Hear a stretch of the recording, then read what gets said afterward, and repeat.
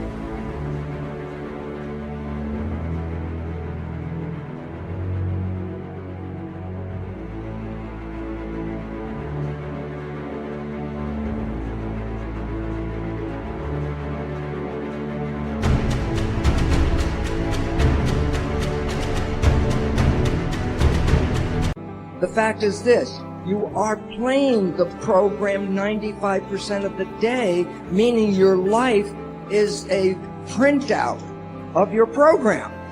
Anything you're struggling to try to accomplish, whether it's health or love, relationships, whatever it is, if you're struggling, it represents a simple fact. Your subconscious programming doesn't support that conclusion. So the fact is, what are my programs? Look at your struggle. And wherever you're struggling, the struggle is not because the universe won't provide for you. The struggle is an internal job. The struggle is you're trying to overcome previous programming that prevents you to go to that destination. So the wonderful part about this understanding is You don't have to review your life. You can look right now. At this one moment, just look in your head and say, what are the things that I keep trying to get, and they seem to be elusive? I can't get them. They're always out of reach. I say, the universe is not holding back. It's your own invisible subconscious behavior. And once you understand where the issues are, and you start to really focus on the point that it's not the universe that's providing the trouble, it's myself, you have the first inclination, the first idea, the first understanding of how to change your life, because now you know exactly what issue is confronting you. You can change the programming. You can rewrite your subconscious programs. If you took the wishes and desires of the conscious mind and use that as a program to put the beliefs into the subconscious mind, it's the most exciting and liberating thing you can ever do in your life. You know why? Because once it's in the subconscious program, 95% of the day, without you even thinking about it, your mind will take you to that direction. And that is your freedom.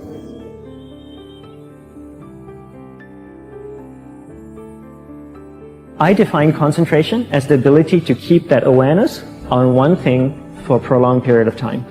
So if I can keep my awareness on Eric and not drift away and think about the wedding, or drift away and think about the vacation, or what I'm going to do later, then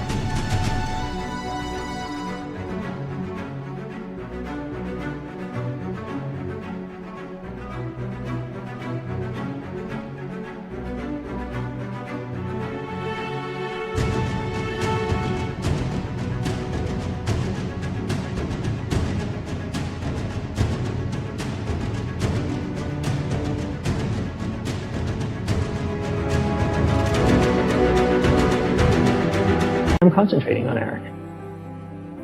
Every time it drifts away, I bring it back. And the more I practice this, the more I practice concentration. So concentration is the ability to keep your awareness on one thing for a prolonged period of time. And it's a very simple definition of concentration. How do you get better at concentration? You practice this. You practice this 24 hours a day, 7 days a week. And it's the only way to get good at it. And what's the best way to practice it? The best way to practice it is to integrate it into everything that you do in your life. Not to meditate 10 minutes in the morning. It doesn't work. You really need to look at your life the same way a sprinter in the Olympics looks at his life. You've all heard of Osteen Bolt, the man that won the gold medal twice, 2 Olympics in a row, broke the world record. I don't know anything about him, to be honest. But if I was looked at him, I would assume he goes to the gym. Right? If you look at him, he's pretty ripped. He obviously sprints, he practices running, probably does a lot of long distance, he probably does a lot of stretching as well, I'm sure he gets massages. He looks like he eats the right kind of food. Drinks the right amount of water, takes vitamins. His whole day is so disciplined. For what? To prepare him for 9.57 seconds. I think that's what the world record is, right? 400 meters, 9.5 or 9.57 seconds. His whole day is preparing him for that short time, not the other way around. A lot of people say, you know what, I need to be more concentrated. So you know what, I'm going to meditate in the morning, I'll sit down for 2 minutes. Okay, now I'm Zen master. And the remaining 23 hours and 58 minutes, they just go about being ordinary and crazy. How does that work? How would you change? It's not balanced at all. So if for 23 hours and 58 minutes you were not being concentrated, you allowed your awareness to jump from one thing in your mind to another thing, to another thing, to another thing, to another thing, in an uncontrolled way, what would you be good at? The best way to do it is pick a few opportunities in your everyday life. For example, we all speak with people. When I speak with somebody, I give them my undivided attention. I keep my awareness on them, and the conversation is really brief. Why? Because we're concentrated. We're not being distracted. a 10-minute conversation normally just takes 3 minutes because you're just so focused. And out of a prolonged concentration comes the wonderful power of observation. You just become more observant, and when you become more observant, you see solutions quicker and you solve things quicker. And it's a wonderful, powerful feeling when somebody is concentrated on you and not being distracted. The only way to break a habit, you guys, is not to deal with the triggers. You're never going to get rid of the stress in your life, but you can 100% change your pattern of avoiding work. It's this fear of discomfort. People have this extreme feeling in their mind when it comes to their associations with exercise. That's one of my first feeling, that I could hit the ball from any part of the court and feel like I could do it with closed eyes and make it and know exactly where it's going. It made an impression on me, and since then, for the past 33 years, I've looked in the mirror every morning and asked myself, if today were the last day of my life, would I want to do what I am about to do today? If you try and change yourself according to thinking that, oh, I'm going to a different country, or, you know, I need to please, or I need to not be alien enough, or you're overthinking it. So that's that one voice. This other voice that we walk very far away from is the voice saying, hey man, you ain't do this. So what you have to do first is turn up this voice over here. The voice saying things to you that aren't nice. Your body is like a race car that you can juice up yourself. Like, you can add the fat tires, you can add the improved suspension, you can beef up the horsepower in the engine. You can do all that yourself. You have to be open to understand and accept the fact that you won't know everything. Right. And people won't know everything about you. So it's an education. I'm enjoying so much. You have to accept your uniqueness. Yeah, I want to do things that people are like, oh, she's doing that too now. I look for things like that, whether it's acting, producing, I don't know what it'll be. Sure. I don't know. If you want to be an anomaly, you have to act like one. Like, people want all these special things to happen, but then they're acting like everybody else. Victory. I wanted to win. Not like beat somebody else. It wasn't about that. I just wanted to go the distance. Everything in my life, when something got hard, I quit. It's this whole new perspective on it. And I think the ease of suffering is always in presence. You know, when you're in presentness, truly locked in presentness, there is no suffering. There can be pain, but no suffering. Suffering is something created by our own mind. We all think our stuff is the best, and like, I get that. But yeah, that would be my advice, only because that also is liberating. To me, everything's about breathing, right? Like, to me, everything is about, like, take full ownership for everything, and then everything gets easy, because then you're in control. The more I did this, the more I gained confidence. And then the more I gained confidence, the more I realized I was just sacrificing. And then through that, all these different tools started coming up. But I would have never found these tools if I didn't put myself in a very uncomfortable place.